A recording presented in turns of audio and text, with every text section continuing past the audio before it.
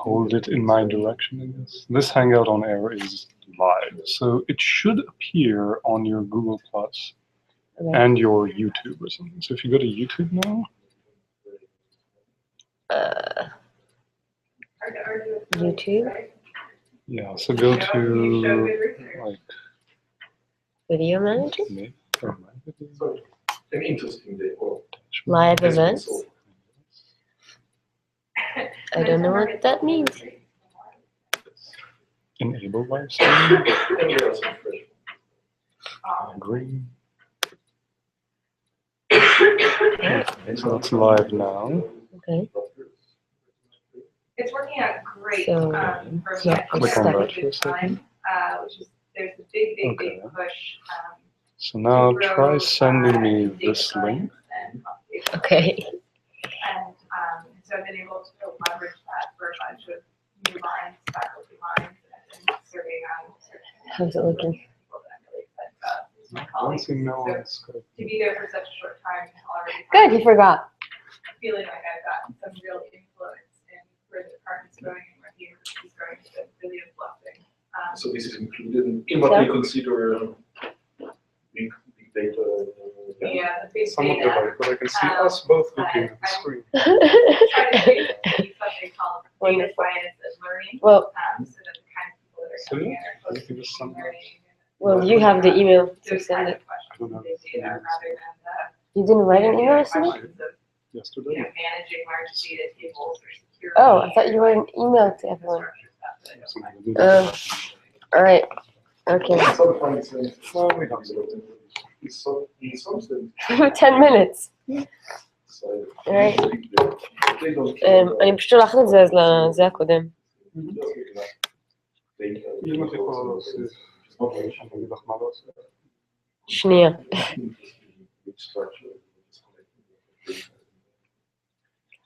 There's even some kind of potential scientifically. Save the date.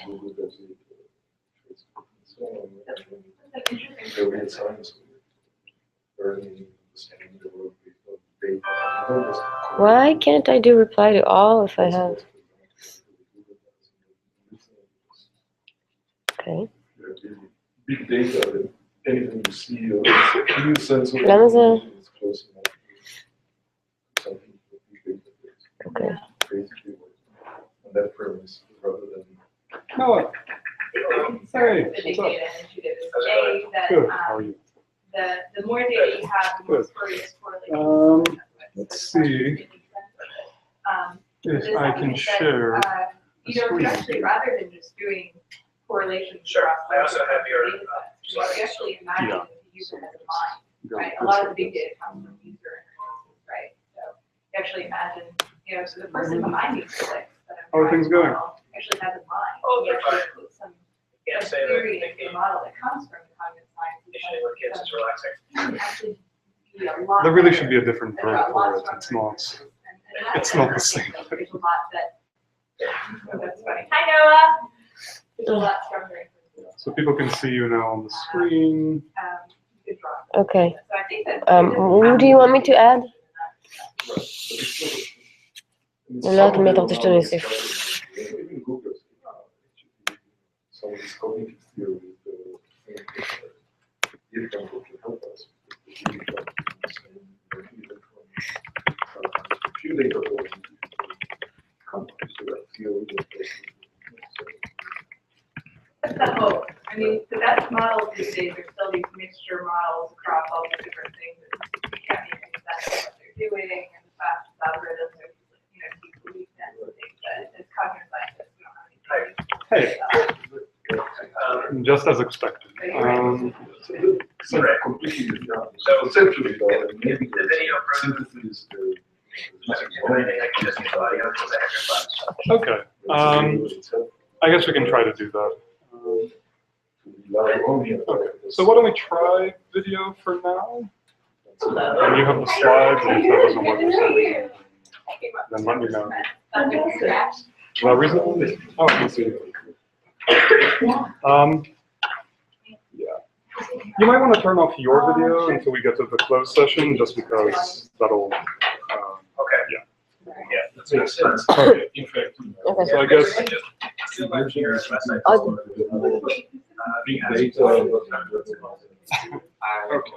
so you have Orly's phone. Okay. So Noah might call you if something breaks up. Sure, sure. If you want, I mean, I just want to. Hey Noah, how are you doing? I can't see you. Yeah, I asked him to turn off the video. Orly just defended her PhD. I'm done. Yeah, a few Yeah. hours ago. Indeed. It's gone. That's it. Quite a day. Yeah. And it's the 7th candle of Hanukkah. It's crazy. Other machine? So if you could send it to the lab, maybe? Is Owen McIndoe? Yes, Owen's there. Who else? Hyo, I guess. I don't know. I don't have their I'll emails. send you the emails to send to. Can you send it now? All right. Bye, Noah. Okay, so people are trickling in. I think it'll be another. So, congrats. That's Thank so you. exciting. Yeah. You're glad to be done with your advisor. I'm done. I'm happy to be done. I was done a while ago, so now I'm like, I'm done. Do you have plans for the? If I could knock out, like if I was trying to figure out. I need. But Should I just copy what you have there? Is that the address? But I'm sending it from my Gmail. Is that okay? Thanks for So, So we have people joining us through the Magic or YouTube. So what's new? And I'm just sending. That's exactly Yeah. Are you sending it? I don't know her address, but I'm going to. Oh God. Okay. HW. Oh. Yes. Discussing hires and like that. I really don't know what to make of that. Yeah, so I think. So we're going to try hangouts on there. So having an emergency fund. Because Yeah, no, I know. Summer, you're defending. I think I've convinced the department at this point. It's just a matter of people. Just got a reminder. So But I'm feeling Can you write? cautiously Just very write it down. optimistic on my confidence.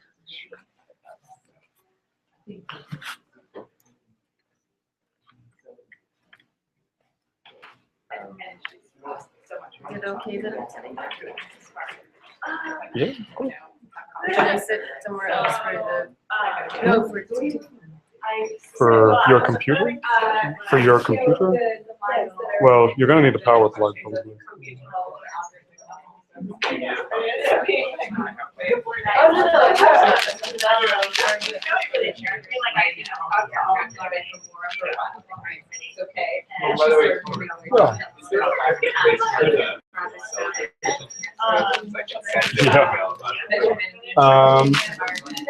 So immediately after, immediately after the closed session, we're going to do in 1350, like the seminar room over there. There's going to be cake, champagne.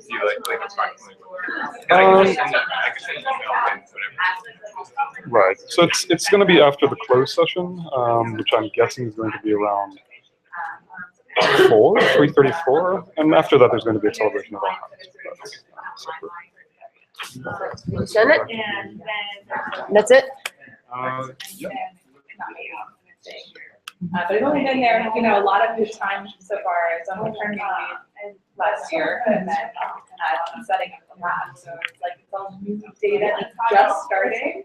So I don't have like amazing results yet that I'm ready to gloat about. But it's good. But and then just about there.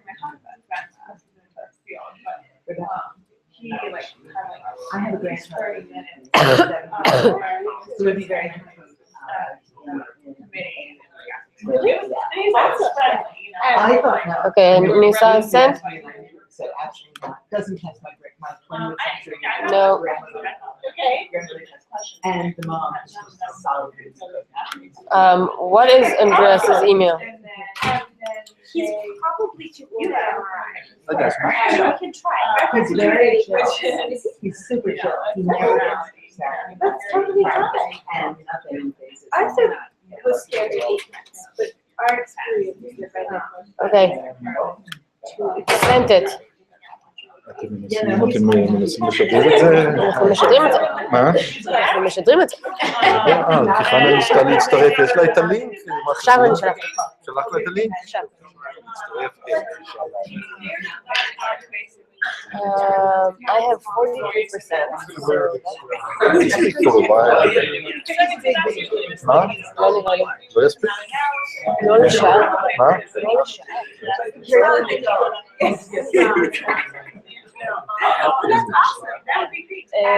מה, יש לי 43, וזה יורד די מהר.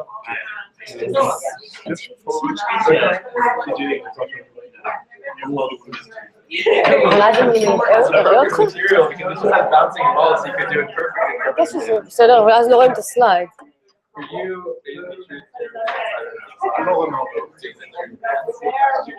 אני בזה עשיתי קצת, הזזתי את זה, קצת תראו את המרצה, קצת תראו את הסלייד. אוקיי. אוקיי. אם את רוצה שאני אעשה משהו. זה בסדר, את רוצה שאני יוצא לה? אני אחראית נוח עכשיו. קיבלת. כבר סיפלי.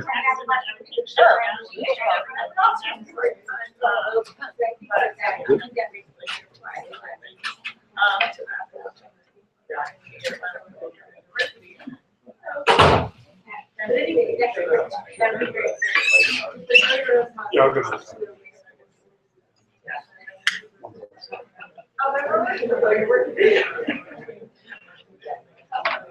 So there's 37.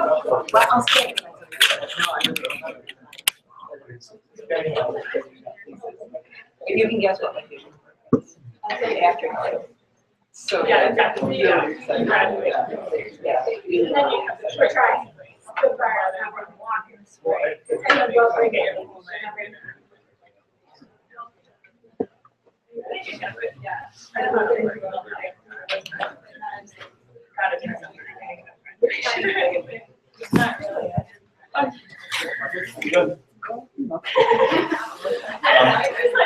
So I'm gonna say a few words at the start. Tradition. Is that Noah?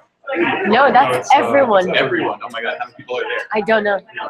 Is this I like, just- you open like a YouTube channel or something? Yeah. Is it being recorded? Yeah. That's 3 live. Okay. We can delete it. So we know these skills. Okay, yeah. Is she? Yeah, so I will maybe, is this the same dongle that I have? I think so. Would you mind if I just unplugged it and plugged it in my phone? It's something I can pull out the slides. Oh, so it's streaming to someone. What would people want? Some sort of stream? Yeah, we, Okay, so like yeah. Can send it the link. can someone make sure? I'll just be back. Should I look at the computer? No. No, it's for the, at the perfect time.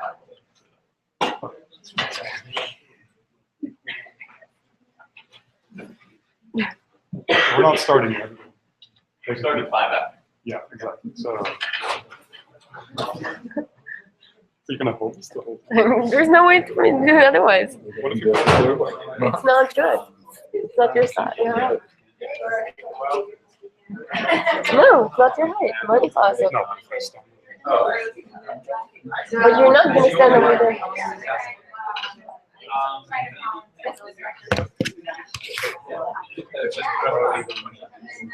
Well, Josh's gonna speak, so I have to put a cut.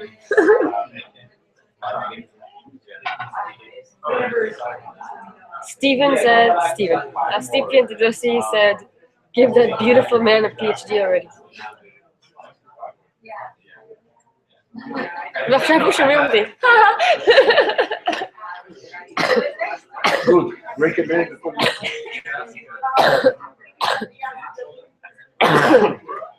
יהיה בסדר.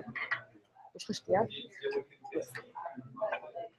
I've been looking at some methods that are here. So I downloaded some, I haven't actually downloaded them, right? Oh, Everybody else. Actually,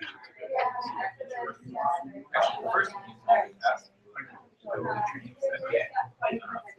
and then you get features from wherever.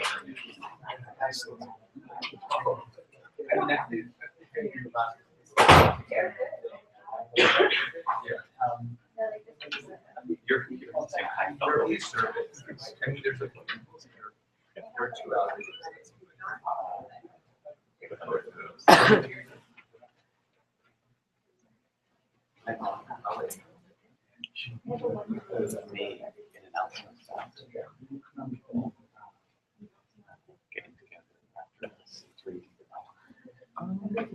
Cool. Want to send it out? I could save it. Yeah. I guess we can save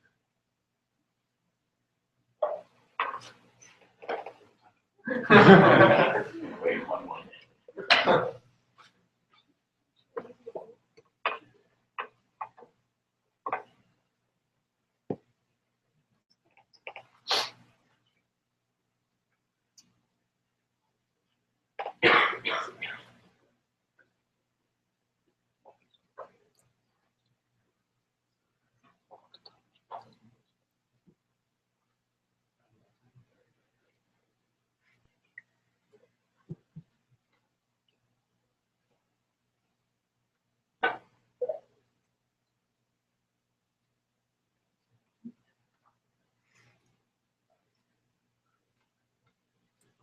This is just a defense. We're going to wait 40 minutes like this. It's a new strategy. Okay, I guess we can get started. Okay, welcome everyone to Tomer's Defense. I'm Josh Tenenbaum, Tomer's advisor, and as is traditional, I wrote up some remarks here, if I can remember that. I'll start off with a memory of when I first met Tomer. Oh, hey, everyone's out there, or Kyo, maybe others. And we've got Noah on here. Noah, she Noah. So I remember I first met Tomer on the BCS interview day, and he came in with an absolutely stellar undergrad record. He double majored in physics and cognitive science, had every recommendation letter was raving about it, and pretty much perfect grades and GREs, and it was pretty clear we were going to accept him before we even met him, and beautifully written statement, and I was just really excited to meet him. And then he came into my office, and he started talking about body schemas. Body schemas. What body schemas? I didn't think that was what we were going to talk about. I didn't think that's what I worked on. He made it pretty clear he was excited to work with me as I was excited to work with him. Body schemas, it's like, well, your sense of where your body is in space and yourself as a physical being in the world, not just a cognitive agent. And he was really interested in this very fascinating phenomenon of how, like, if you give someone a tool, like a hammer, or a baseball player, someone who's very experienced with a baseball bat, it becomes almost like an extension of yourself. And maybe your brain even starts to represent, like, same way you have receptive fields for different parts of your hand, maybe you have like receptive fields for the end of the bat. Do you have a mental representation of your own physical self-realization that extends out into these tools, and can we study that and how does it develop in young children, their sense of their body, and not just really things about learning and development, but even this could let us get consciousness and the self. And I thought, wow, this sounds really amazing. But I have to admit, and I think I didn't hide this from him. I didn't really know, is this like the kind of cognitive science that I know how to do? Where's the hierarchical Bayesian models, or like maybe even some probabilistic programming or something that like looks like what I call cognitive science. This is really deep stuff. Maybe this is more like philosophy. So, come here and maybe we'll get to that or something. But, and I was sort of thinking in the back of my mind, yeah, maybe like you'll learn how to do some of our real cognitive science, then maybe you'll get to that stuff later on. So he came here and he took my advice, for better or worse, and learned how to do hierarchical Bayesian models and probabilistic programs, and did work that as you'll see when you see this here, if you know anything about what I'm interested in, became very much a central part of the things I was most interested in and excited about and working on over the last few years. But I think a couple of interesting things to look back on this is that when you actually look at where the research got to, in many ways he did really get back to all those things he was excited about at the beginning. physics and psychology in here. There's learning and development. And there's even in some of the recent work he's been doing that might just make very vague hints at the end, things that are really getting at consciousness and the self. So I sometimes tease him, maybe you can now get back to body schivas. Anyway, I'm just teasing when I say that. I think the reality beyond any teasing is that Tomer moved me at least as far as I moved him. I think in the work that he's done here, he has really shown in ways that I could barely imagine when I started working on this with him and encouraging him to do this, ways in which that toolkit of computational methods that we've been working in our group for a while could be brought to bear on some of the deepest, most important questions of the nature and origins of knowledge that I'd always wanted to work on. I think we all have been interested in, but it's really in Tomer's work here that he really showed how that might start to be possible. So I'm really grateful for that. Tomer did this by not only learning from people like me and from Noah on the computational side, but from a number of great developmentalists like Laura, Liz, and Susan, Rebecca, and from Nancy, who all of these people were very key influences on his thinking. But Tomer himself is not like any of these people. He is a unique researcher and a unique person. Really is just nobody like him that I've ever encountered in our field or really anywhere. I think you can see this if you look at his thesis. You can see what kind of person he is. Not only does he address deep, timeless questions, not only does he do it using a very impressive array of tools, formal models, experimental methods, just really good, clear writing, but some things that are just rare in cognitive science or really anywhere in science. An ability to be charming and entertaining, and also deeply scholarly, and to weave all these things together. And when I say scholarly, I don't just mean smart, but with a sense of the historical sweep of the questions that he's working on, how they've appeared in many different sciences, but also in philosophy and literature, and to weave all of that together into just a amazing and wonderful thing. And I think you can really only see this by looking at his thesis. And since most of you won't actually read his thesis, I just felt like I had to read it with you right here. It's only about 200 pages long. I will leave a few minutes for Tomer's actual defense, but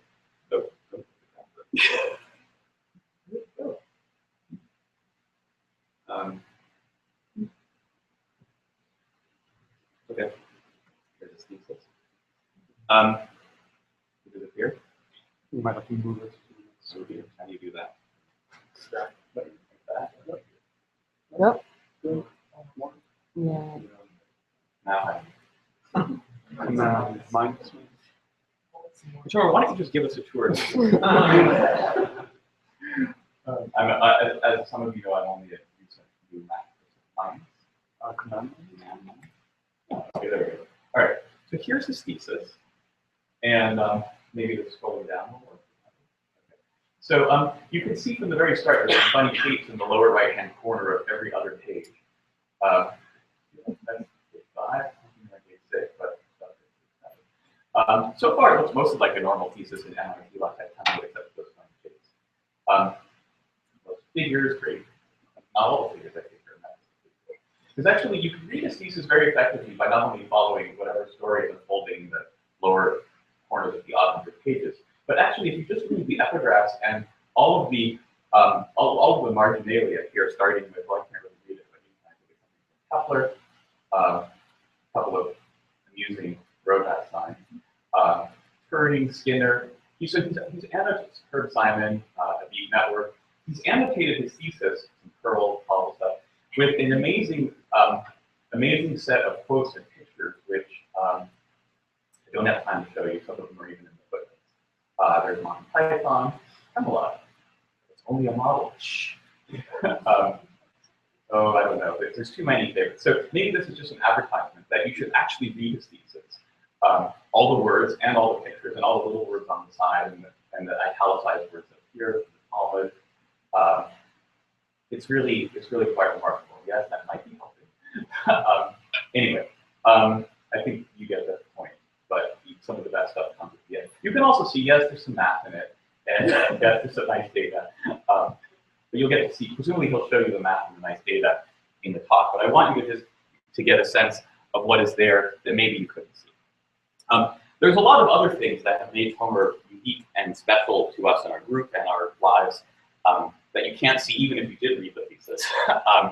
Ways in which he's just made everybody's experience here over the years that he's been in our group and just in all of BCS and the larger area in Cambridge, warmer, brighter, more interesting, just better. You know, just to single out a few moments, which some of you, you know, you had to be there for these moments, but some of you maybe were, like Liz. I think even participated in some of these moments. You know, whether it's various sing-alongs, zombie sing-alongs, Radio Your Brains, or Flight of the Conchords, Business Time, Tomer and Liz do on some of these songs. Or, you know, maybe just Disney songs like The Little Mermaid. Probably many of you, at least somewhere upwards of 115,000 of you out there on YouTube, have watched Tomer's talents in his presentation on the evolutionary origins of crying infants. That would be the crying vein. And you know, in ways that you can see in his, again, some of his newest work, which isn't even really part of his thesis. He might sprinkle a little bit at the end if I leave him some time. But ways in which, in some work with John McCoy, his fellow student, he's really started to open up a whole set of questions to cognitive science, which again, I didn't really think of as ones that we could access, but he's shown how to, for example, study questions of magic, questions of interstellar travel, freezing time, and what these might tell us about our intuitive theories of the physical world and the psychological world, as is focused here, but also the nature of ourselves.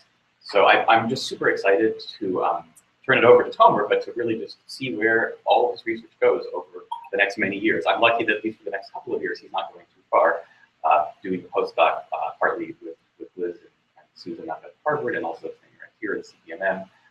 And I know we're going to see some interesting things over those few years, but really, I'm looking forward to the next few decades. So let me turn it over to you, Tomer, and you'll take the next few minutes.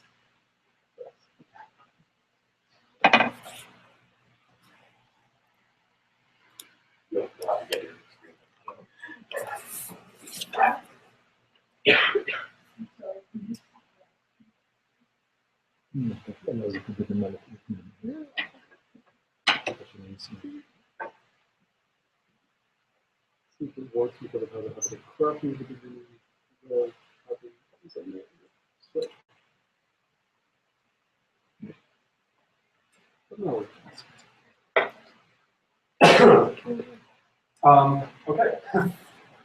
Thank you. That's very warm. Thank you all for coming here on this, the day that is objectively after the longest year. I'd like to start off with a thought experiment. Imagine that you could put an infant's mind under a lens, much as you would put something under a microscope, right? Entertaining stuff. What do you think that we would see? Maybe we wouldn't see anything. Maybe we would see some sort of general purpose mechanism that is ready to eat out anything about the world and spit it out in the form of moment. That's certainly the view of history and in current thinking. Or maybe we would see the sort of massive modularity of thousands upon thousands of cognitive organelles sweeping around, each in charge of its own little part of the world. Now, this one here is in charge of the eyes, that thing over there is in snakes. That's again a view that you can. But maybe if we take seriously the research coming out of the past few decades in cognitive development, we should actually expect to see something more like this. It's not, let me bring that into focus. It's not a super mechanism, it's not a blank slate, it's not massive modularity. It's a few basic principles organized into a small number of domains. And this is core knowledge, a characterization of core knowledge. And I'll have more to say about core knowledge soon, but for right now, I want you to get the sense that infants have a small number of basic expectations, some principles that they have about a small number of domains and categories, like agents and objects, and number, and space, and social things. They're all, not all features. But what do I mean by something like an expectation or a principle? Well, take the core domain of objects, shown over here in blue-ish. So the core principles of the domain of objects is something like objects that follow smooth paths. And they shouldn't weaken out of existence, and they shouldn't interpenetrate. And if any one of these things happen, then infants are surprised in experiments. But that's only true of objects. That's not true, for example, of agents. That's a different core domain problem, namely the core domain of agency, where there are different expectations and different principles, like agents should work to achieve goals in an efficient manner. And they wanted to do this contingently. And now this picture, these domains, the principles within these domains, and some of the ones that I haven't shown you, they're all the result of a lot of hard work. Many experiments with infants and kids and other animals. And it seems largely right, but it also brings up a few fundamental, interesting questions. The first question I want to bring up is the question of inner mechanism of all this. What sort of hiding behind a principle like agents act to achieve goals? Right? And to understand this question, put yourself in the shoes of someone who maybe has to formalize this, has to put it into a machine. I want to create a child machine, like Turing wanted to, let's say. And I'm handed this, the latest picture of research, and I'm told here, this is what babies know. And I say, okay, then what should I do? And they say, well, they know that agents follow goals, and they do this efficiently. And I say, okay, that generally characterizes some of the research, but what do I actually do about goals and efficiency? How do I capture them? Okay, so there's a lot kind of hiding within these principles that we want to find formalized. And the second big question is that of learning. So this is maybe what we would see under the lens for attention, but it's not what we would see for an adult, right? We think that these principles, some of them at least, change over time. And we get new principles within these programs. We get completely new theories of the world, new domains of knowledge. How does that work? So these are the questions that I'm interested in. And over the next X minutes, I'd like to propose a related set of answers to these things. So here's the outline for the talk, modeled on one of Josh's favorite activities to reflect on his lab, a hike. In this hike, we're going to first of all pack, which means I'm going to give you some concepts and ideas that you'll need to make it through the rest of the talk. After that, we'll take the actual hike itself, by which I mean that we'll examine these questions of representation and learning within two core domains of particular interest, that is intuitive psychology and physics. Once we finish the main hike, we'll take a look at the view. I'll give you an overview of learning in general, not just in these core domains, but in intuitive theories in general as a kind of stochastic search. Then I'll spend again just a few minutes about a particularly exciting avenue of research, which is joint reasoning within these domains, specifically physics and psychology. How might that work? Time permitting, we'll take a dive, take a plunge into reasoning in uncommon situations. So common sense for uncommon situations. Okay, is everyone more or less on board with that? Don't worry, we'll be fine. So let's start packing. The first thing I wanted to pack is, again, this notion of core knowledge. And I already said a bit about that, so I'll be very brief. The point is that researchers have discovered that infants have some knowledge, some basic expectations about a small number of things. This knowledge is either early developing or possibly innate. It is shared with other animals. It is about a small number of domains. So things like agents, objects, number, space, and possibly social groups. Only a few things, but the sort of things that would make, Emmanuel kind of happy if he were not dead. But these things are organized into general principles which are limited in their domain. So the principle of objects shouldn't wait out of existence is general in the sense that lots of things can be objects, but it's still limited in the sense that not everything is an object. Agents might not be objects. Sand piles are not objects, it turns out. And more than three things usually means that this domain is breaking down. Infants no longer expect it. The second thing I wanted to pack is these related ideas of theory, and child science. These are related ideas coming out of philosophy and psychology and development. And they have to do with the nature and structure of knowledge in general. And what they posit is that our intuitive theories of the world are organized into something like a scientific theory. And by the theory, I mean a related set of concepts and laws that are based on the data, but can go beyond some data to compress and predict new data. And the point is that when we as people, when we as adults or kids, when we confront the domain of knowledge, we try to build up a hypothesis of how it is that the world works, in some of the way that scientists do. The child scientist bit says that the way that we acquire this new knowledge is something like science. Children can work to design interventions, gathering evidence, isolate variables, they're sensitive to how the data is sampled, and all these other things. The final bit that I want to cram in our bag before we head out is this notion of Bayesian cognitive modeling.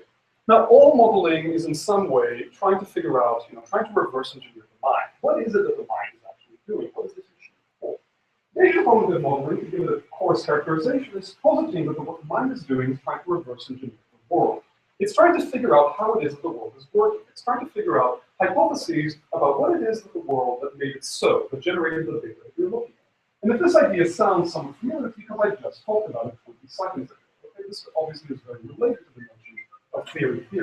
So let me couch that for a second in the language of Bayesian. So what the mind is trying to do is solve an inference problem, in which it's trying to reason about the most likely hypothesis given the data. And hypothesis can be our intuitive theory of biology, it can be what object exactly is the computer.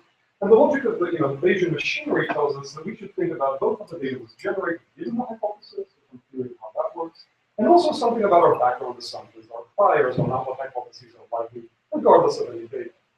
Now, is that it? Well, of course not. We want a very rich hypothesis space, okay? It's not that we just have very limited hypotheses. And the research over the past few years, I don't want to say exactly decades, but certainly back when we were in Josh's lab, is that we want our models to be able to reason about the sort of things that we care about in science and engineering.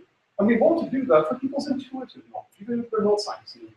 We want our hypothesis to be able to consider things like kinship trees, and grammars, and graphs, and probabilistic programs. Now, just to hammer that point home and to foreshadow some of what's coming next, imagine that you were trying to explain this data. Okay, this is the data that you're trying to explain. It's a set of objects moving around. It's a dynamic bit of stimuli. This is the data that you're trying to explain. How might you do that? Now, what is your theory of the world? Well, you might come up with a theory kind of like this. This is Newtonian mechanics. You might come up with the sense that there are things in the world, such as forces and objects, and they relate to one another in this sort of dynamic equation, the kind of calculus that tells you how objects are moving through time.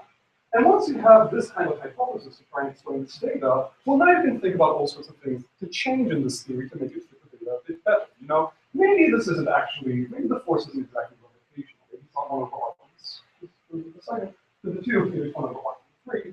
Maybe the mass isn't quite 3, maybe it's actually 1. You want to be able to sort of reason about bits and pieces of your hypothesis. And you do that through Bayesian machine.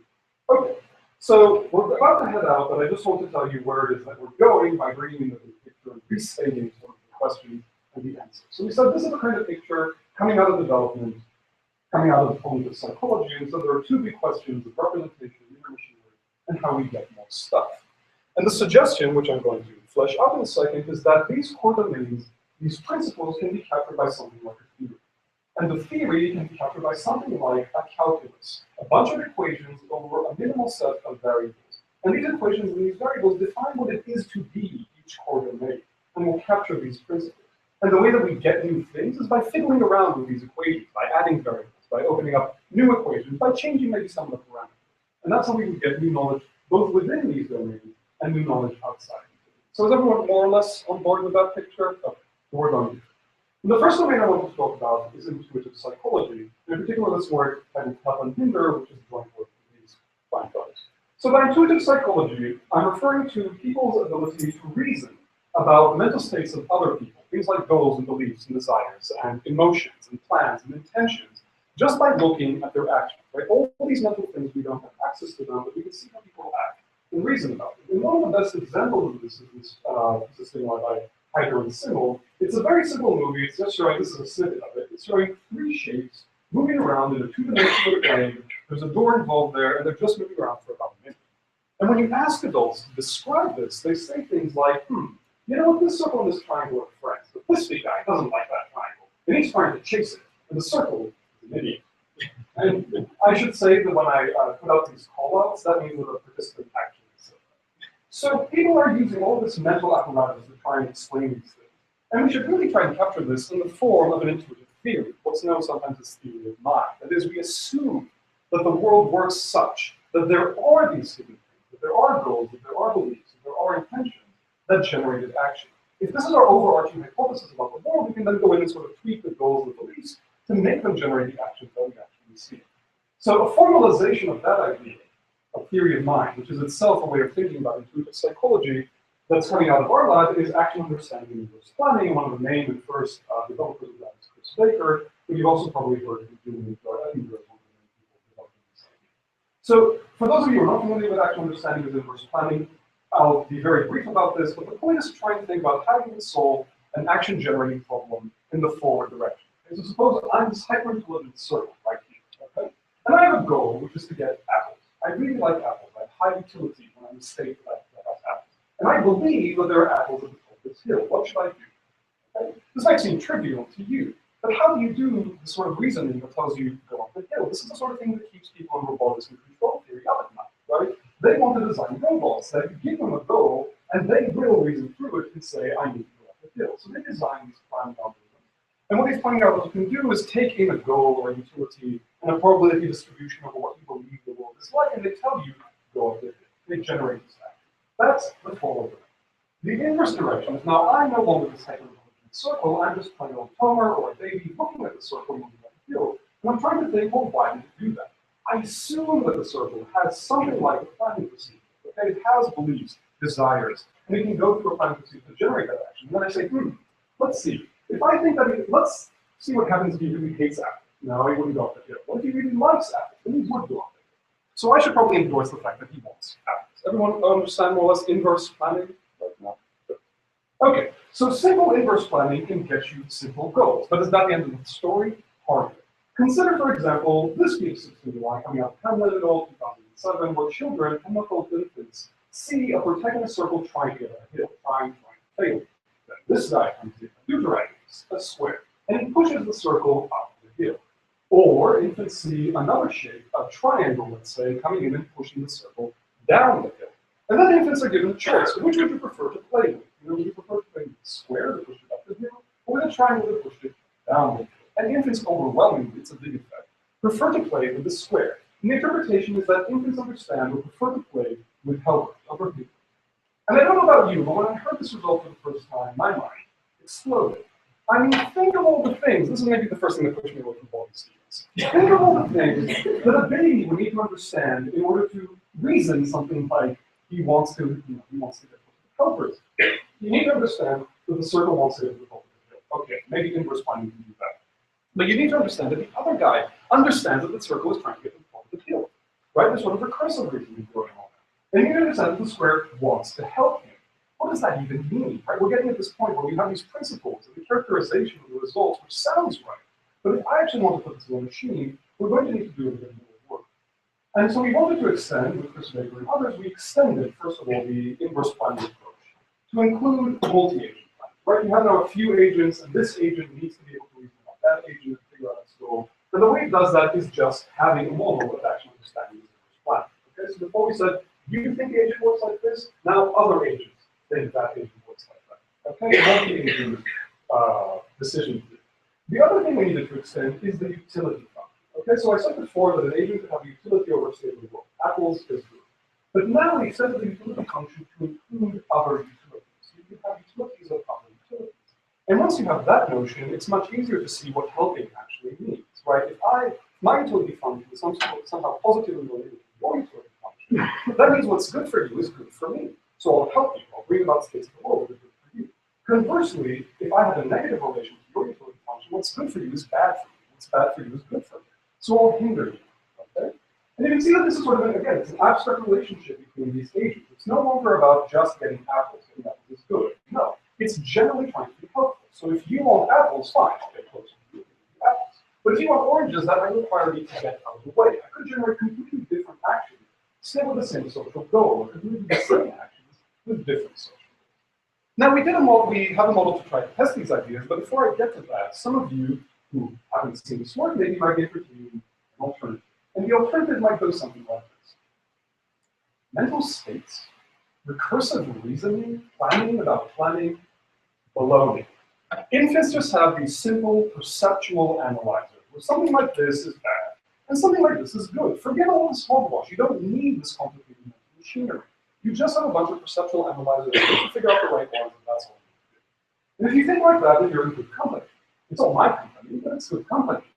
People like this. And there's a whole research, and it's a current state of it's sort of current research to try and figure out these sort of perceptual things about the scene that made you endorse a particular goal.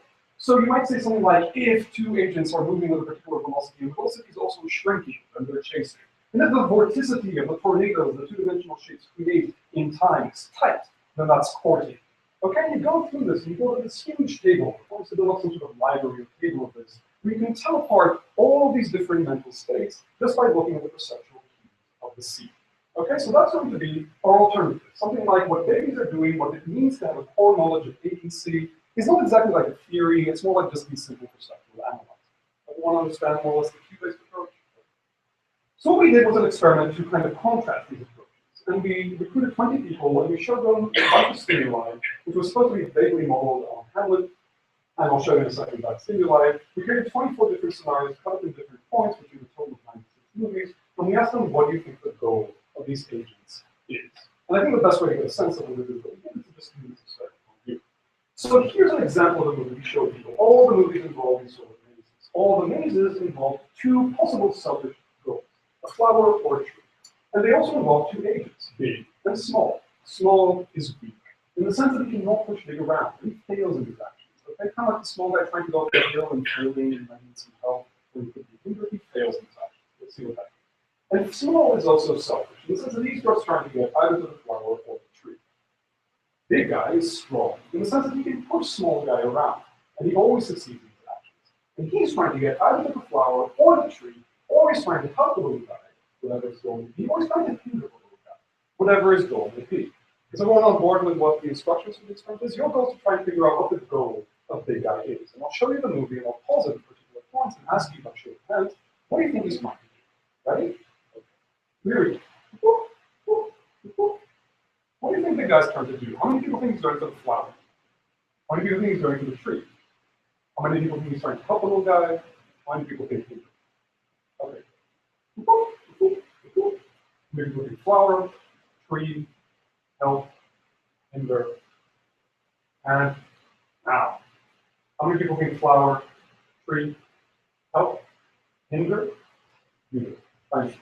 Let's just see this movie down to completion. You know, this is kind of over here. This is Brian's new thing. You know, I've shown this stimuli many times over the years, and small guy never gets to the tree. I'm trying to figure out that. And you know, one day he's going to. But today is not that. So here's what people actually did. I want to show you the results just for the stimuli, while it's fresh in your head. I'll show you the results aggregated across the stimuli. What we see here is the results from people, the inverse planning model, the kind of mental model, the assumes utility, the kind of theory of agency, and the visual cue model. And I didn't exactly explain what the visual cue model does, but just take it on faith that we threw in all the possible cues we could think of. Okay, the position of leads, the distance between them, the relative distance between them, the changes between them, the distance between them and multiples. Okay, so all the things we threw it in, then logistic regression. So on the x-axis, you can see here time. This is the frame of the movie moving forward. And on the y-axis, you can see the probability of particular goals. So over here for people, after 4 frames, basically most people, or people believe that there's a 70% chance of going to the tree, kind of like all of you. And then again, they're thinking, you know, a few more frames into it, there's still a tree. And then this rapid switch, this really diagnostic action, but actually it's probably good. You don't think this one to switch over here? Now the mental-based model captures both of these things, like a rising belief that it's probably going to be tree and then this rapid switch. The inverse cue model doesn't use it. It understands tree, it doesn't have a cue for that, right? The shrinking distance between the tree. But then it switches to hindering, and then sort of at the end it's completely agnostic if it's helping or hindering. And this sort of thing we're key to this. So I'm showing you here a bunch more of these graphs for these scenarios. And for all of these graphs, what I want you to see is that in the cases of social goals, the inverse planning model can capture both rapid switches and it is an agreement with people towards the end of the scenario. Okay, so when people said help or hinder, and they were very sure of it, the mental model was also very sure of these things, as opposed to the visual cue model, which whenever this was the case, is basically impossible. Now we can aggregate this to a correlation across all the different goals, the tree, the flower, the help, hinder. Let me summarize these results for you in the table because we're too short on time. So for selfish goals, the mental model and the cue-based model will do pretty well. In fact, the cue-based model beats the mental model in the sense of just pure correlation. The correlation for selfish goals is only 0.7, for the cue-based model and for the mental model it's only 0.78. And that's maybe not that surprising because again, there's a simple cue. What the shrinking distance between you and your goal. But for mental models, for social goals, the mental model does reasonably well. It does a correlation of 0.3 across how they hinder, and the cue-based model does something like 0.66. And even that is not telling you how bad it's doing. Because if you think about all the cases towards the end where people are very sure what's going on, as I said, the social model, the cue-based model has no idea what's going on. There is simply no cue for what it is to help, for what it is to hinder. And we think even this sort of good-ish correlation of 0.66 was the result of overfitting. And we tested for overfitting when we trained them on some of the scenarios and trying the other scenarios, the correlation drops to 0.44. Okay, and this here surprises me that much. This was a point made by philosophers like Hume and others. You know, this appears in Hamlet. Joshua mentioned, for those of you who wouldn't read it, I have a piece from Hamlet. Nothing is either good or bad, but thinking makes it so. So those of you, so some of you might be convinced that we need something like a theory of mental models in order to explain things like agency and certainly helping or hindering. But this was with adults. And the real clincher would be doing something similar with infants. So we came up with Kylie Hamlin, one of the original studies in the field, By teaming up, I mean she didn't do the work. And we compose it, and we put in this sort of experiment where the end result is going to be same action, different interpretation. Okay, so what we had was a line, the line's going out for a duck or a flower, and there were two sort of duke dragonists, these elephants that had shirts on, and they were watching the line going either for this or that. Then the line goes behind the wall, and it kind of tries, there are doors and swallows kind of jump up and get to one of these things. And when the line comes in, he opens the door. The line comes out and goes, he doesn't actually do these things, but he goes out and grabs the duck, which is not what he's going for. Or he goes out and grabs a flower, which is, let's say, what he was going for. And infants in this case, remember, it's the same perceptual action, just lifting the door. And infants, again, overwhelmingly choose the help. But importantly, they do this, there were a few control conditions that I'm not going to get into, they only do this in the case in which the elephants were actually allowed to see the line establish a preference. Okay? So we can rule out not only a feature-based model, we can rule out a whole bunch of mid-level models, which we maybe directly through the paper, but there are a bunch of mid-level models in between the feature-based model and the full mental model of things like maybe the elephant's going to have kind of theory of mind. They're worried about these. I want to end the section on intuitive psychology and helping and hindering by considering the question of, very briefly, where does helping and hindering come from? Where do goals in general come from? Why is big guy helping or hindering small?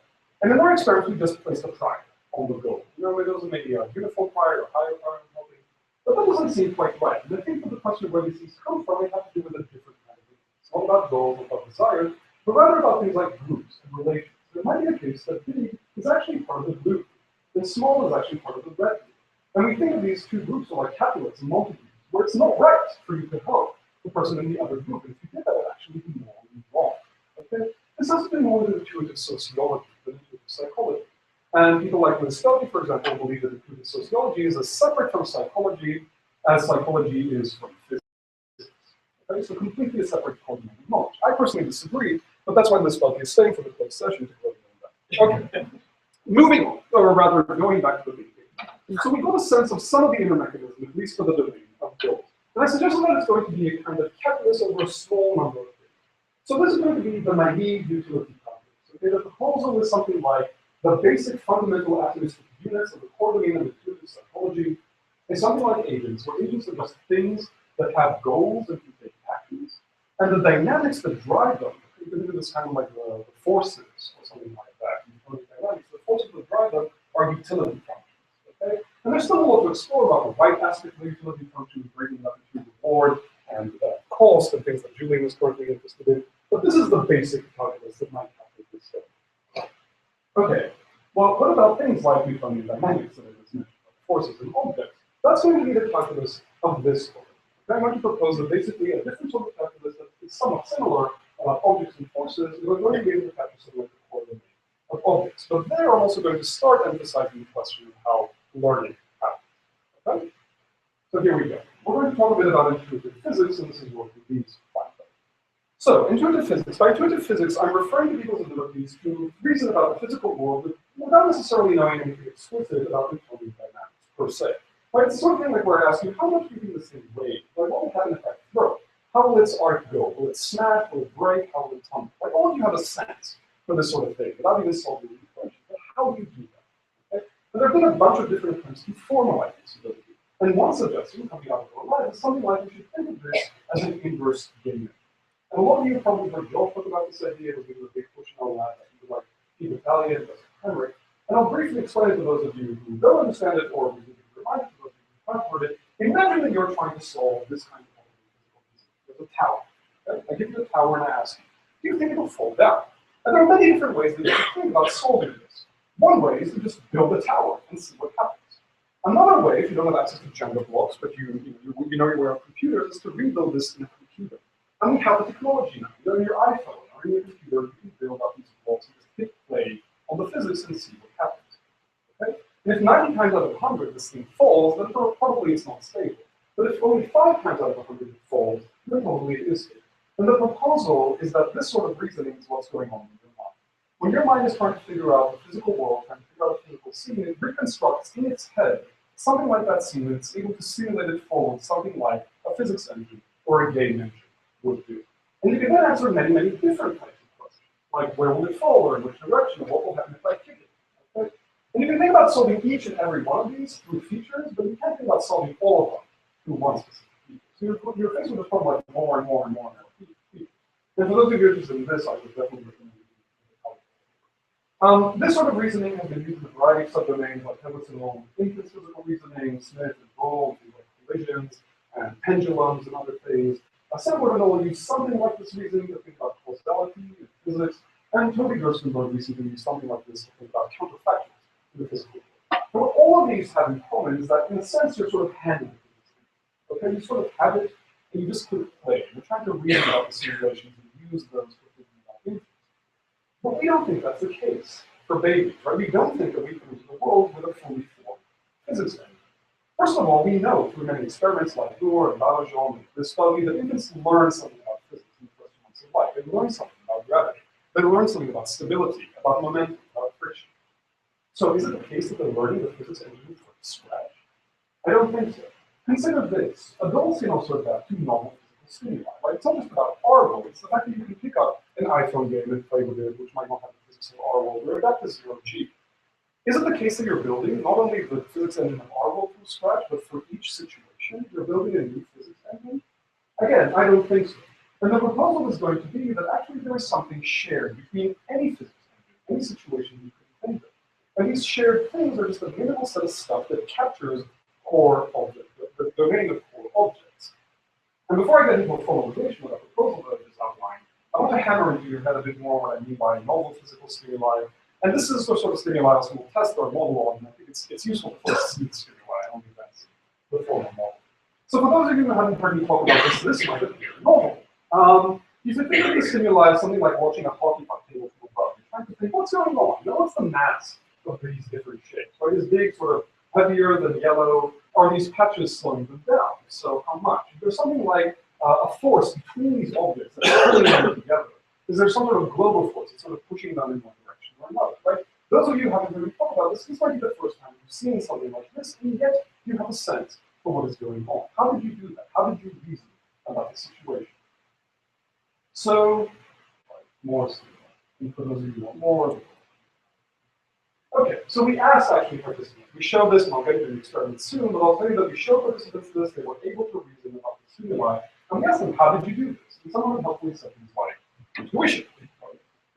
But some of them said things like, what's the interaction of the objects with each other, and I made assumptions based on those interactions.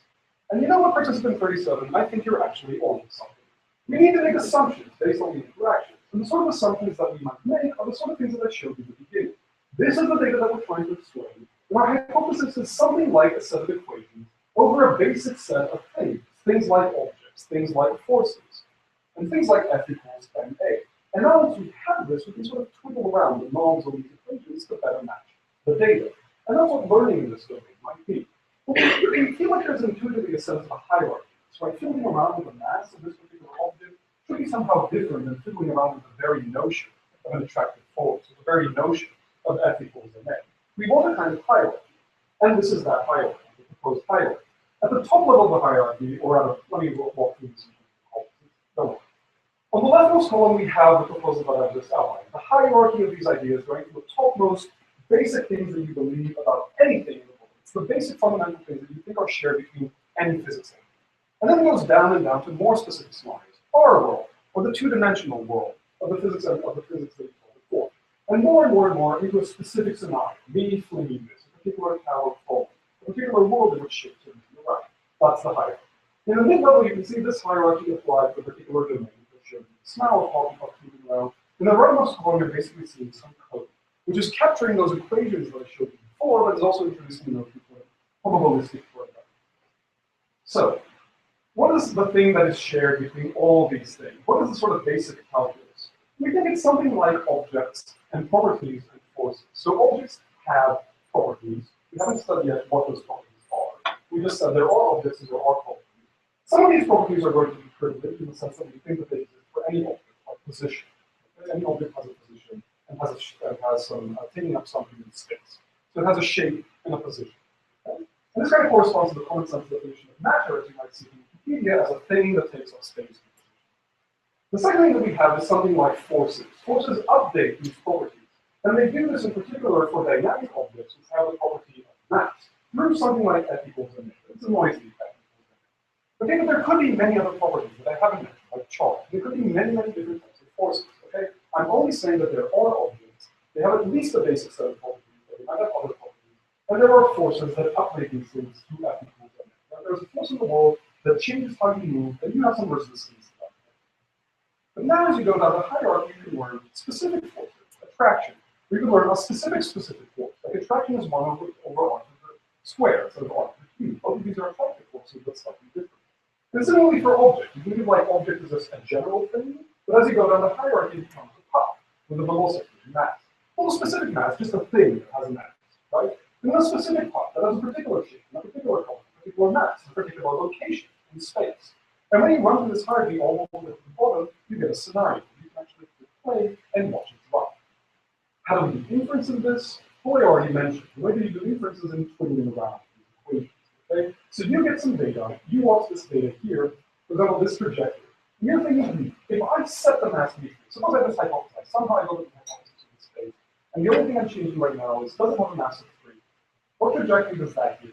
I sort of simulate this trajectory. Okay, that's okay. What if I change it to mass of 1? Oh, that's better. So I should place more probability on it being a mass of 1 than a mass of 3. And I can do this for all levels of the hierarchy. Not just the fact that the object has a mass of 1 to 3, but the fact that the object has a charge property at all, or a force property at all. Okay? All the way up to the things that we're not, like F equals mx. Okay, so I think those are the basics. Now there's an approximation to this thing, which we need to bring in, because some of you might already be raising objections. These knobs that you can twiddle, they're probably a lot, right? In the space of all knobs that you can twiddle, all the things you can consider for these equations, even for the simple space that I showed you before, pucks moving around, I'm telling you that there are about 130,000 ways you can set these knobs. It's not a killer argument that we're not doing it, but it seems a priori somewhat crazy for people you're considering. 130,000 ways to set these knobs for each time you see these pucks moving around. So we came up with something like a rational approximation through summary statistics. These summary statistics are not huge. Okay? There's something like huge, but they're relying on the fact that we are able to simulate the world itself. And the point is that you come up for any particular scenario, you come up with just one number, let's say, some summary statistic, like the mean distance between the objects. Okay? You can compute that quickly for any situation. It's just one number. Now you do this, forget any data. You sit around and you simulate many different scenarios where you know the ground truth. You say, I know it's a traction. What would that look like? How do I place something like this? It's still traction. What would that look like? And I get a distribution over this number. It looks like this over here. And that's a distribution over the mean distance between the objects. And the point here is just to say that on average, if things are attracting, then you should expect the mean distance to be small. But if they're repelling, this red thing over here, you expect it to be larger. And if there's no force in between them, there's something in the middle. Now, when you get a new situation, you don't need to fiddle around with 130,000 things. You just need to calculate one number and compare it to what you've already seen. Okay, so that's going to be your summary estimation. So we did to test these models. We recruited 300 people on the clinical chart and showed them 60 videos like the one we just showed you, 5 videos for participants, and an exhaustive set of questions, like for this red thing, is it heavy, medium, light? For the yellow thing, heavy, medium, light. The red and yellow attract, you can repel. No force between them. The friction patch, this patch, the brown patch, is it heavy? Is it rough? Is it very rough? Is it smooth? Is there a global force kind of pushing these things in one particular direction? And what we found is that people can sort of reason about the situation. First of all, regardless of the model, they can reason about the physical situation. Here I'm showing you just the property of mass, which we can consider both in sort of logistic regression or in something like this correlation. This is just to say the lines going up mean that as the mass becomes heavier, people are indeed saying that the mass is heavier, or more and more people are saying that the mass is heavier. And then kind of able, somewhat noisy, but kind of able to rank these three objects, these three masses. Same thing applies to friction. For the forces, we can't really do ordinal logistic regression, but we can create confusion. The only thing that this is saying is that we can think, in the case in which there actually was attraction, what did people say? When there actually was attraction, 82% of people said attraction, plus not. Okay, in the case of no force, not that. It's like 53%. There's this interesting asymmetry here, right, where people get confused more between no force and repulsion than they do between no force and attraction. I think that's showing something interesting psychologically, and I'll get into that. For global forces, there's no interesting asymmetry. It's just the fact that if the global force is X, then about 70% of people say, in fact, it's X. Okay? How well do the models do? Well, then we get into something by property. And here I'm showing you for mass and for friction, sort of how close do our models get those logistic regression graphs you saw before? We can query our models, say, generate a logistic regression graph, how close are you getting to what people are doing? And we can compare in between the models, and we can compare the models to a combination of these models. Okay, we took simple linear combination of models. This is for the case of mass and friction. For the case of the forces, we basically just ask the models for their confusion matrices, and we look at the distance between those confusion matrices and the confusion matrices. And there are many ways of calculating this distance. We went with root means square error. You can consider KO divergence. So it gives you basically the same. The point is the models somewhat approximate what people are doing. And we can get into whether or not they're exactly capturing what people are doing. We can also say how well the models are doing between themselves. And for the properties of mass, friction, and pairwise forces, you can see that the ideal observer model IO is basically that thing I was talking about before, 130,000 things considering the full hierarchy of forces. And SSS is the simulation-based summary statistics. Okay, so the ideal observer model doesn't do as well with summary statistics based on simulation model. For all these things, except global, where each is one, the combination beats both of them individually. And the reasoning behind that is something like, it's going to end up being about the same thing as just combining them and thinking of a huge hypothesis space of all the ways that theories could be. And summary statistics do a first sweep. And they say, okay, think about this particular part of the hypothesis space. I've cut it down for you. And now the ideal observer model can sort of come in and figure it out. And there's still more work to do here in terms of exactly capturing what it is that people are doing. But that's not really the point I wanted to impress upon. This was one way, the sort of more exploratory data, to consider the more exciting option in my mind, which is the notion of a basic physics engine that just has objects and properties able to learn something new. And I'm particularly excited about thinking of applying this to something like infinite physical reasoning. So you can see how this applies to something like not knowing there's gravity to knowing that there's gravity. Okay, does everyone more or less get that one? So going back to this, we said that there's, first of all, the question of mechanism, and we said that it's turned out that maybe something like a simple calculus over utilities can capture what it means to have a core domain of agency. We said something like that might also apply to physics, where the basic units are objects that have something like these properties, and the dynamics are those of Newtonian mechanics. Okay, and I've also gotten a bit into how wording might work by sort of twiddling around the equations in this context. And we've entered the main part of the march, but there's still a few things to cover, one of which has to do with the other part, the other big question. Okay, how do we actually get new knowledge that's not part of this thing? Okay, that's not really completely new knowledge. It may be the case that for these things, we sort of have the primitives handed to us, right? We could discover theoretically F equals MA, but we don't. We're just born with that, and we come up with models within that. Okay? What about completely new things that we're not born with, that we don't have a primitive to sort out? Things like intuitive biology, intuitive taxonomy, magnetism, all these other things that people sort of think about the world. We've been checked out and say, oh, how is that? Well, maybe, and this is here, it's joint work with well, maybe the way that it works is something like what I just told you. Okay? Consider the space of all that writ large. Okay? Consider the space of all possible equations, all possible variables, all possible things that I could write down in a programming language. It's an infinite space. It's a crazy space, but it's a space. Okay, it's a theory space. This part in theory space is intuitive physics without gravity. This is intuitive physics with gravity. And I, as a baby, have some innate biases.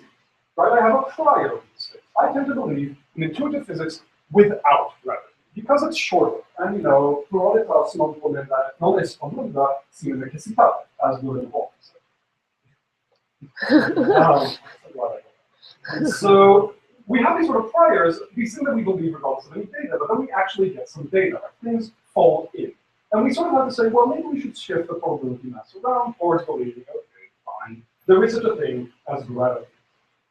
Now, this is one view of learning, and the only problem with it is that it's completely crazy. And there are at least three objections to this view of learning. One is that it's an insane space, right? We just said it's an infinite space. You're not really suggesting that infinites have parallel access to this infinite space.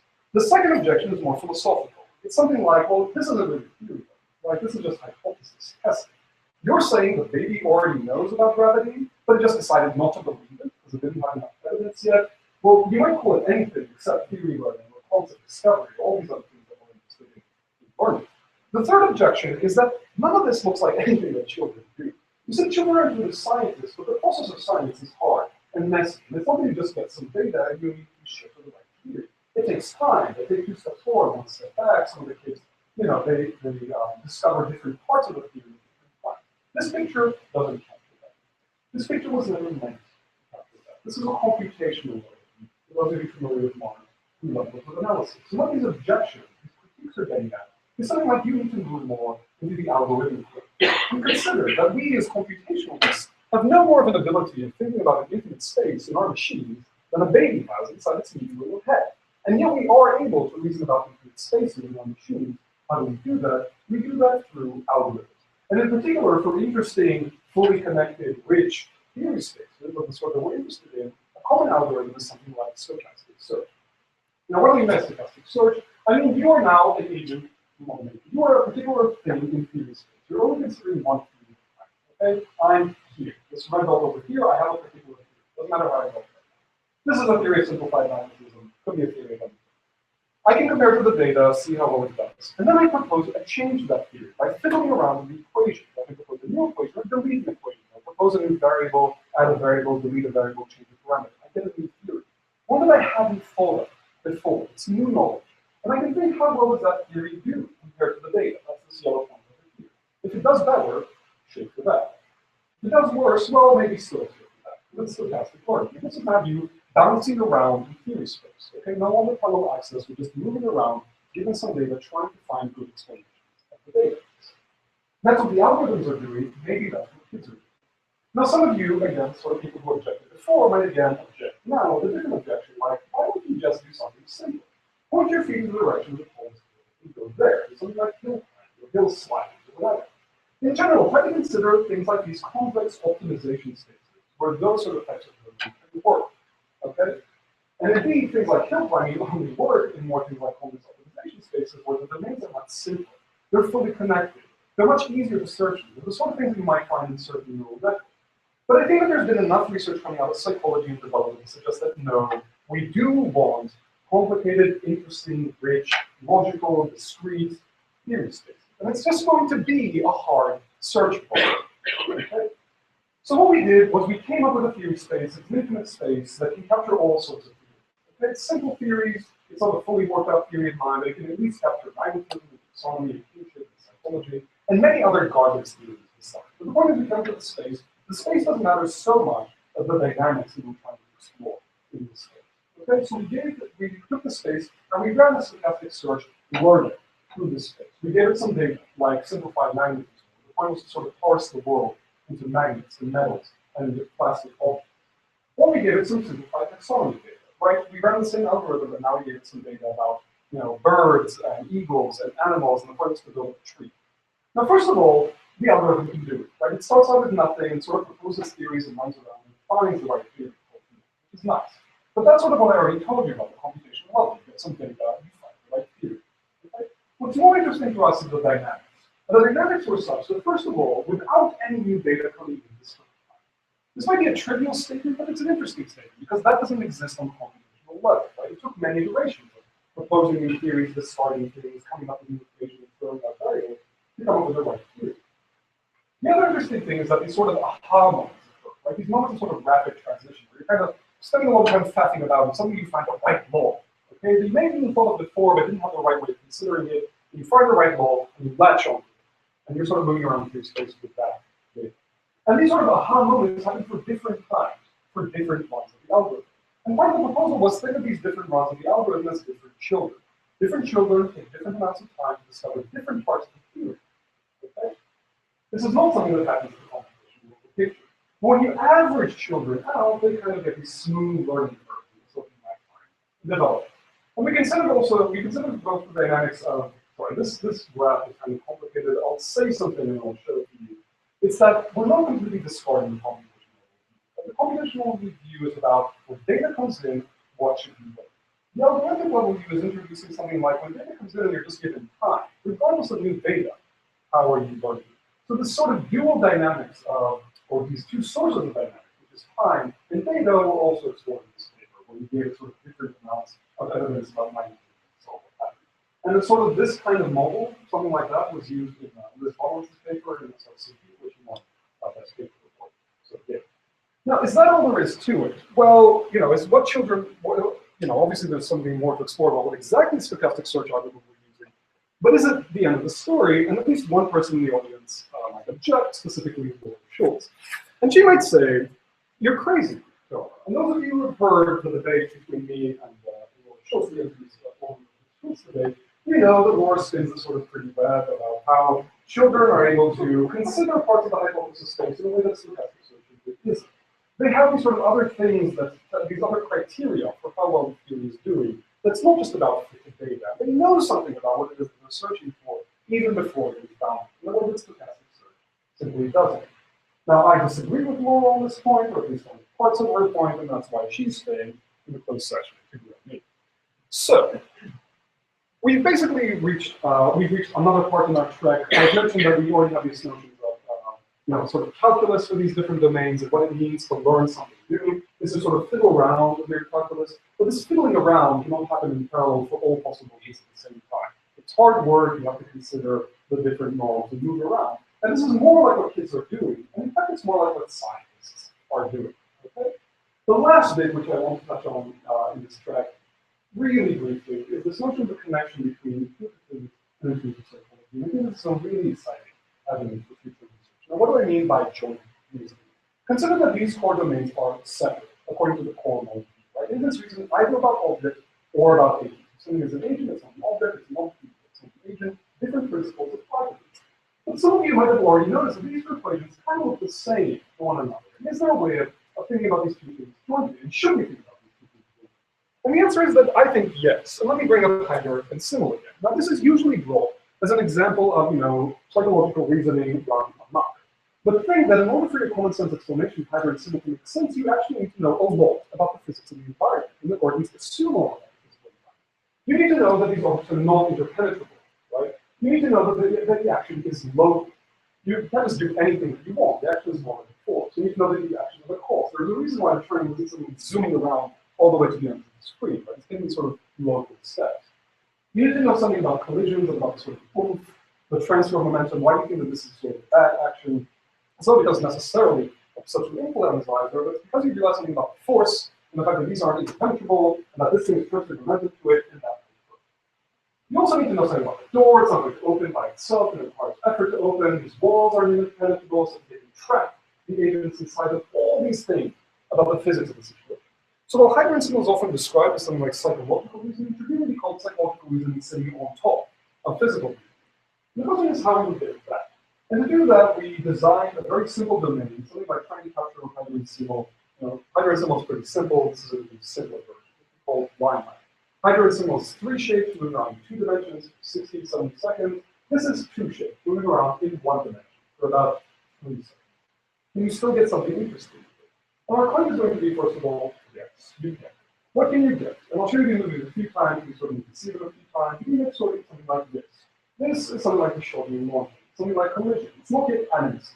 It's just bumping. And you might figure out something about the mass of the object just from that. Indeed, participants say it looks like a billiard. We could also get something pretty interesting in anime. Let me show you that again.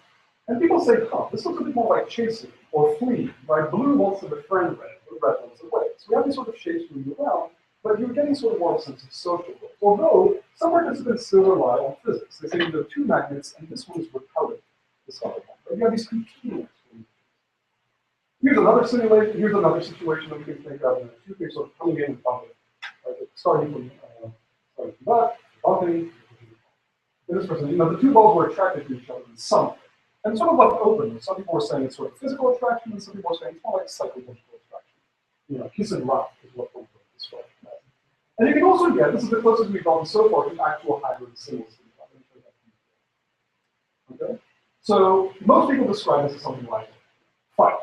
One comes in, tries to drag the other one, and the other one breaks free and run away. There are many different ways of describing this situation. By the way, we consider a lot of other different things in my mind, which involve dragging and pushing and attraction, repulsion, different senses of mass and friction. The point is, even this domain is pretty rich. It involves a sort of dual reasoning of physics and psychology. And the way that we looked at how people did this inference, again, I'm just going to show this very briefly, is that we asked them for things like, do you think that this is more an animate thing? Do you think these things are people or objects? And we did that for each of these scenarios. But for the collision, we showed the collision type scenario with this sort of leaning that what this means is that it's object on object action. Okay? So people thought that this was basically billiard balls, standard billiard ball. Same thing for the 2 things going like that. Okay? Even though, by the way, it's interesting, it started from rest and crafted the other one, which is supposedly absolutely for animacy that it started from rest. Most people don't see that necessarily.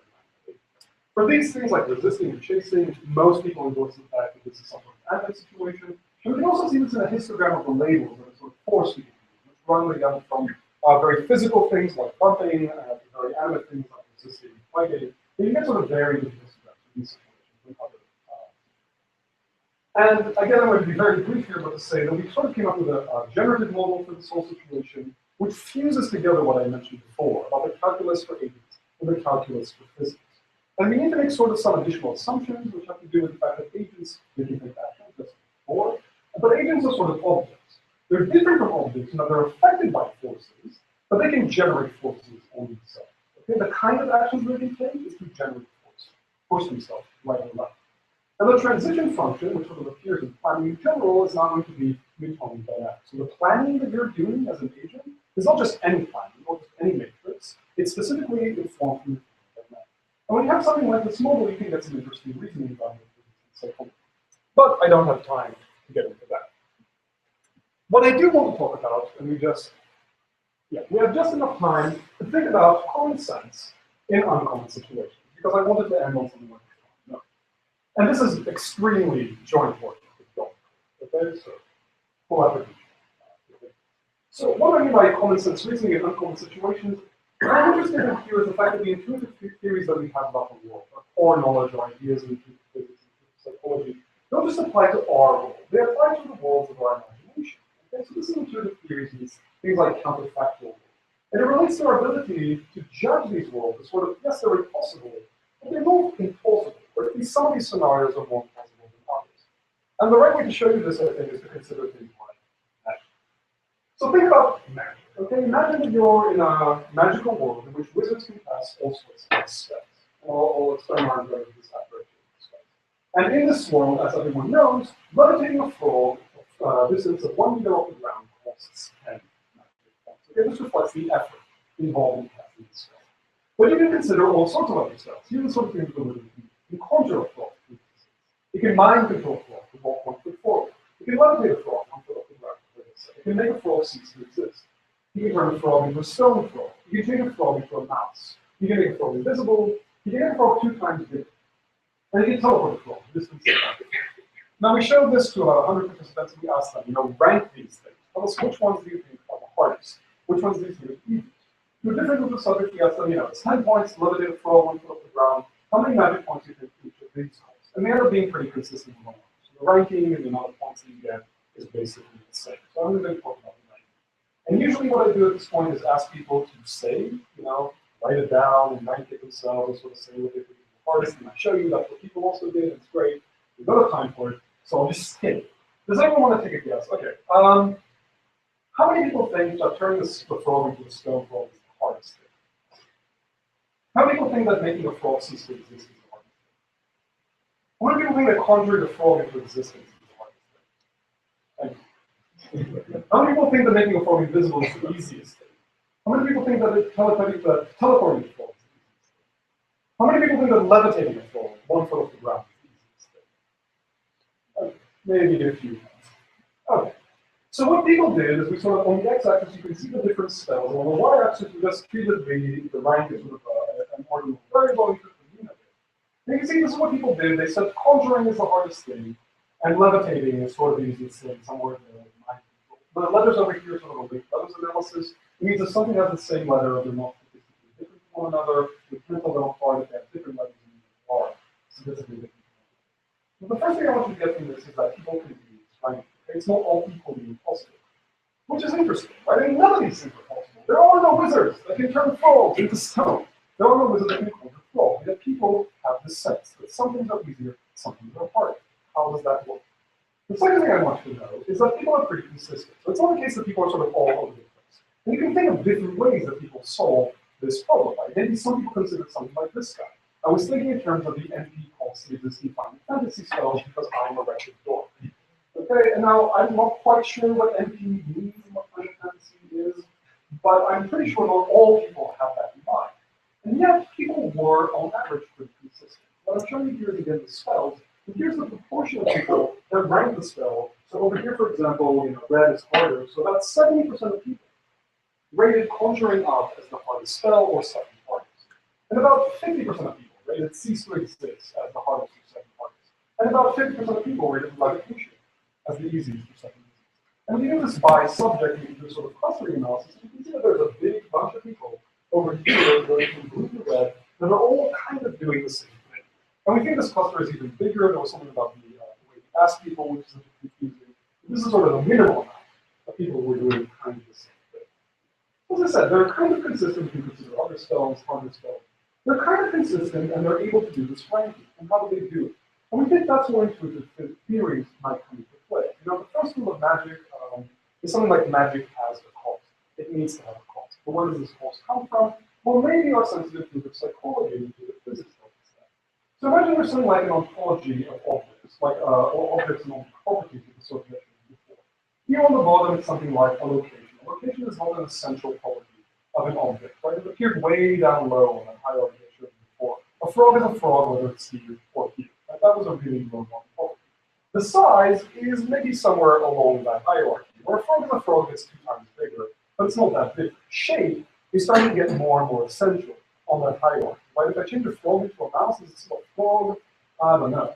But at the top level, it's something like the basic principles of starting objects. The very fact that it is an object that exists at all. So changing a location might not be that hard, but making something cease to exist is pretty hard. And we get a sense of how intuitive physics intuitive tells us what is hard and what is easy. Now, we didn't have that many spells that involved psychology and theory of mind. But you can see how theory of mind can give you a sort of natural metric on this sort of thing. Where, if you have a utility, you're trying to change someone's utility into a different one. It's sort of easier to magic someone into eating chocolate than it's easier to magic them into eating broccoli sprinkled with sawdust. And intuitive psychology can sort of do that. Okay. The last thing is that it's not just the fact that we can rate these sort of counterfactual situations according to how plausible they are, but it can also reason about what we would do in these sort of crazy situations, who we would be in these crazy situations if we did certain actions. Okay, so imagine we also hinted at this. Imagine there was a telephone that could take you apart and rebuild you from different atoms somewhere else. Would you get into this telephone? Imagine that aliens came down and said, hey, we're going to take you on a magical tour throughout the galaxy, except we're never coming back to this funny place again. And you'll never be able to contact people on this place again. So say your goodbyes, you have a week. You could go with the aliens. Or imagine that there was a summary somewhere of your entire life from start to finish. Would you want to read something like that? Or imagine that you could live forever. Do you want to? And if you don't want to, assuming good health, and if you don't want to live forever, how long do you want to live for? Or imagine that you could freeze time, as Joss did, right? You yell freeze, and time stops. And everything freezes, there's no more human interaction, you don't age, and it's going to last for as long as you predetermine. And when it comes back, everything goes back to normal. How long do you freeze time for? You need to decide in advance. You can't keep your mind back, or you can't change your mind in the middle. Okay, all these questions are somewhat related. They have to do with an intuitive theory of self. It's kind of like intuitive psychology. It has to do with, how would I be different if I change myself physically, or if I change myself socially, or if I have high utility on living more, but what does that mean if I really want to live more and more and more and more? Are there other things that have to play? Information seems to be good, but do I really want information on how my life turns out? How would I even see myself in 50 years, and what does that mean? And time for is just very interesting, all of this. And we have data on all these things, but I'm not going to do it. I want to go back to instead to the big picture that I started out. And remember, there was this picture coming out of, or maybe I should just read this, because I prepared this before. We reached the end of the hike, and we covered a lot of ground, and some of it we did sprinting. And we saw how the ideas from cognitive modeling and cognitive development and cognitive psychology can come together to provide an initial set of ideas about the fundamental challenges that I outlined at the beginning. These questions of representation and mechanism and learning. And we saw how this might work for intuitive physics, and we have for intuitive psychology, and intuitive physics that might be something like a basic calculus. These calculus are sort of different for the different domains, but they share something in their overall presentation. So equations of motion over some basic number of stuff that's going to be moving around. And we saw also how you learn new things within these domains. You twiddle around your equations. And we saw how learning in general might happen, which is you come up with completely new equations where you might not have the primitives handed to you at birth. And we we also talked about a particularly exciting avenue of research which I think is considering jointly intuitive reasoning in physics and intuitive reasoning in psychology. Okay, so as I said, that was a lot of ground, and of course the journey itself is very, very far from over. But I think that this is a good point.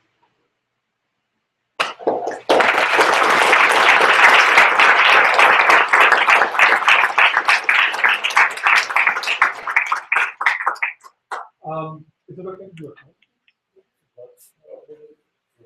Sure. So before we head to the other session, I just wanted to acknowledge a lot of important people, COPASI in general, so past and present, and people at ECCL, past and present. And I wanted to say a few words about Josh.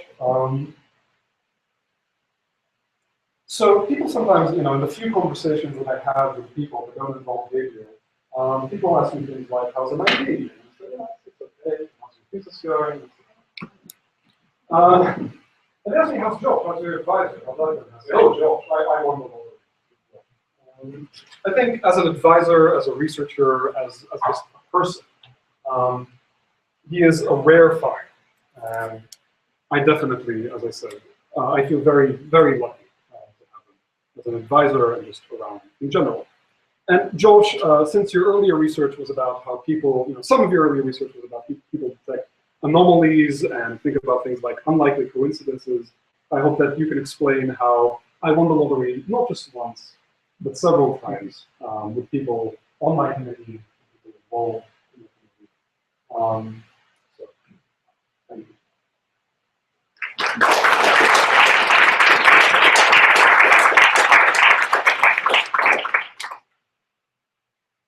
Why don't we take a couple of questions from the general public, maybe,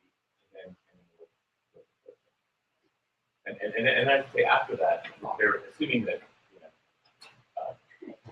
everything goes according to this usual tradition, or even no matter what. Well, alcohol is good. So there will be some refreshments in room 3015. there's going to be 3015. The seminar room. There's going to be Over there behind them. alcohol and cake.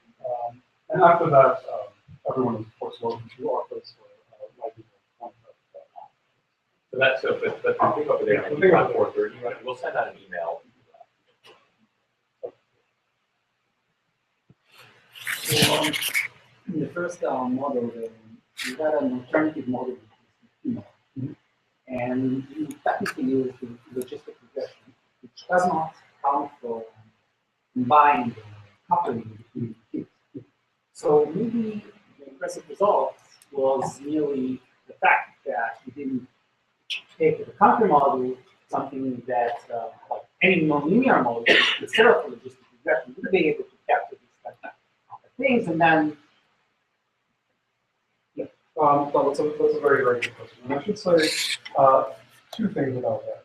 First of all, I want to say very emphatically, I'm not saying that cubes don't exist at all. Okay, I sort of didn't have enough time to get into that. I do believe, obviously, we are born with certain predispositions, certain cues, that we're tuned to particular perceptual cues. I firmly believe that we're tuned to things like biological emotion. Chicks show that, neonates show that. There certainly are cues that we're sensitive to, first of all. The second thing is that I think it's an open question. I think, I think the data is available and Tom can make it available. And I welcome anyone who wants to try a different set of cues on something like this. We try to give it our best shot. There are always going to be a bunch of objections, like why didn't you try that cue in particular? But I think that the general, I said almost philosophical point still stands, which is as long as you think about something like helping or hindering, not specific goals like getting to a location, but something like helping, you are not going to be able to come up with an exhaustive set of perceptual cues. Because sometimes helping means like a combination. Even a combination. Sometimes helping means getting towards you, and sometimes it means getting away from you. I think for any situation that you can come up with for a perceptual cue, you can think of a particular mental state that would make that okay or not okay. And we sort of, Josh mentioned that it sort of appears in the thesis like pushing something uphill. Like that seems okay. You can sort of say maybe the cue is that I'm doing it in the same direction that you are. But suppose at the top of the hill there was something awful, right? Now again, you could say there's sort of, you might consider more and more cues, but then it kind of defeats the purpose of the cue-based approach, which originally derived a lot of its power from saying it's a minimal set of cues. And your model is sort of this huge mental apparatus. Now, if your bag of cues is going to grow exponentially, such that for any new situation that I can dream up, there's something bad at the top of the hill. There's something bad at the top of the hill, but the guy pushing him up the hill doesn't know it. So it's okay to push him to the top of the hill. But he does know actually it's the top of the hill, so it's bad. Okay, various things like that are always going to have, I think, to rely on things like mental states, on things like what I know about what you know. And once we get into that, then we simply have to consider mental models. And the way the mental models work, I think, is something like that. So again, I'm open to the option of trying more cues. And I'm open to the fact, and I think I believe the fact, that there are such things as cues. But I think it simply cannot be a full exploration of what it means to understand something in a core domain, such as in or. But we can talk about that. I have a question about research. So at a computational level, it seems to be the case that more data usually means that you'll do better in the sense that you're going to put more probability mass on the correct hypothesis, less probability mass on the incorrect hypothesis. But I could imagine that plays out very differently when you're talking about field research, because more data means more constraints, and that means the search problem can become harder in some scenarios. So I wonder if that's something that you can point to in development, where children get stymied by more data.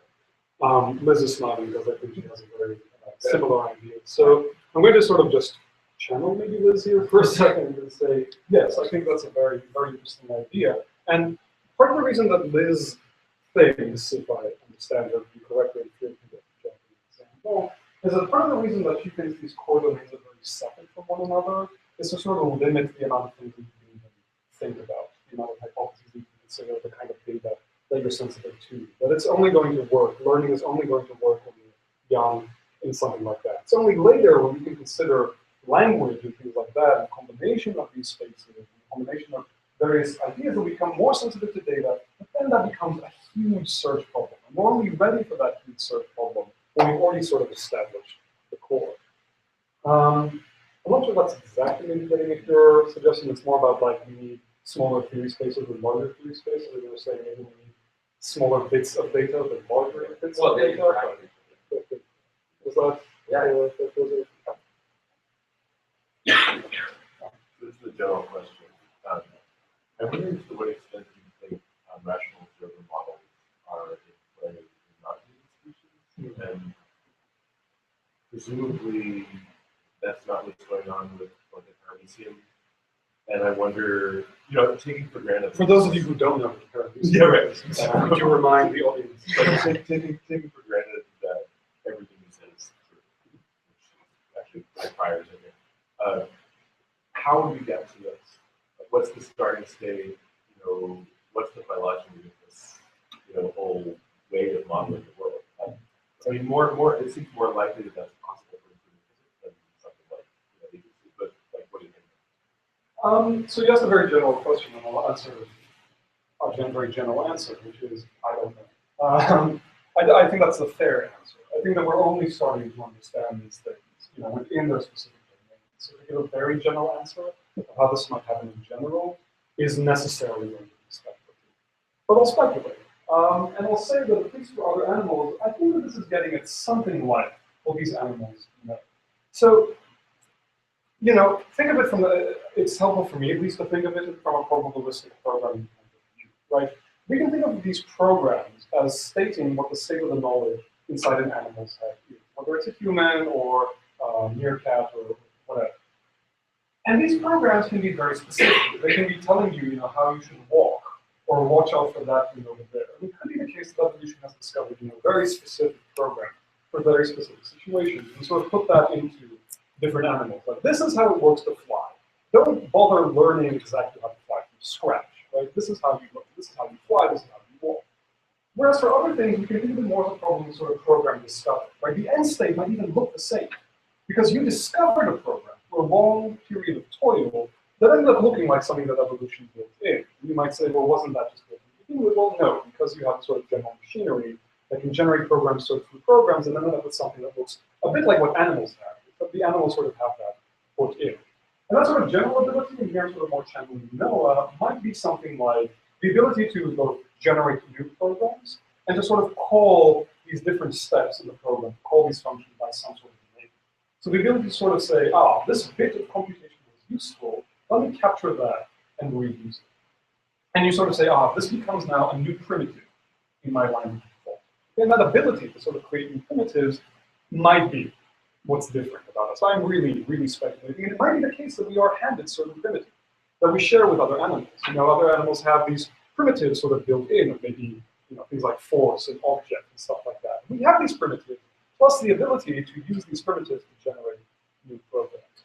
Okay? And other animals just sort of have to make do with just those primitives. Is that it's a speculation.